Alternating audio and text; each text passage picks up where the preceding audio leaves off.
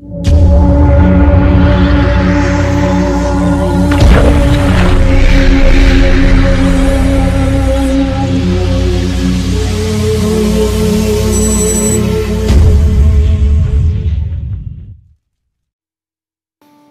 was a whirlwind love affair, but now China and Bitcoin seem to be taking a bit of a break. The bursting of this latest bubble was sparked by the Chinese central bank clamping down on the virtual currency. Of course, it's plunged before, only to power on to new records. If you're still willing to make a punt on the concept, but you're nervous about the high price of entry on the Bitcoin, there are alternatives. Among the hundreds of copy currencies, arguably the most successful, the Litecoin, which surged in late November. And unlike the Bitcoin, people like you and me can still mine Litecoins with a home-built PC. But I know you're asking, how hard is it to get started? And will it all end in tears? Or perhaps in Lamborghinis? Well, stay with us for the answer, because the Reuters team in Hong Kong has built our very own mining rig. Let's start, though, at the start. Day 0, buying the parts. On the shopping list, you've got a motherboard, some RAM, a processor, a big old power supply, the case, and of course, the 3 graphics cards, the brains of the operation. By the time I was walking out the store, it cost me $1,500, not cheap. Oh man. Soon this will all be worth its weight in Bitcoins, hopefully. Or maybe Litecoins. After a long struggle to put together the machine and a few false starts, by Monday, we were finally up and running. A beautiful start, but the honeymoon didn't last long. Repeated freezes meant we obviously had a problem. But what is it?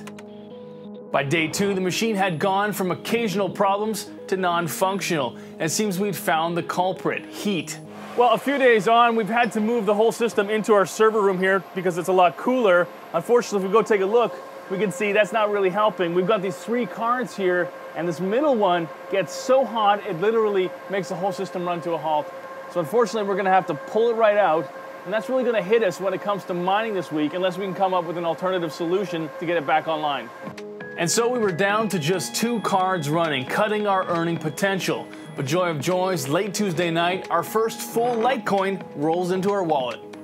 Day 3, all quiet on the Eastern Front. Now I've tried punching in new settings to overclock our cards. That'll hopefully get us a better result. Certainly on the Litecoin forums, other users are getting much better mining rates.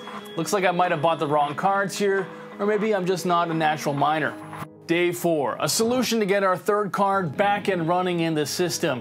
This online supplier sells extension cables to wire that graphics card in, but out of the system. And that should help it stay cooler, though it will take a day to arrive here from Shenzhen.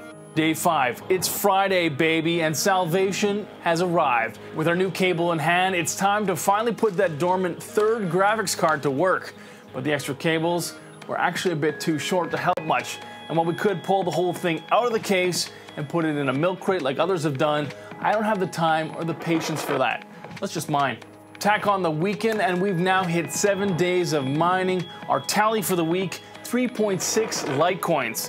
And when we started out, that would have been worth $150 US, but following the Bitcoin crash, Litecoin has fallen too, so we've earned just $100, putting us at an overall deficit of about $1,400. Now, if instead we'd simply invested our mining rig cash into Litecoins at the start, we'd be down just $500.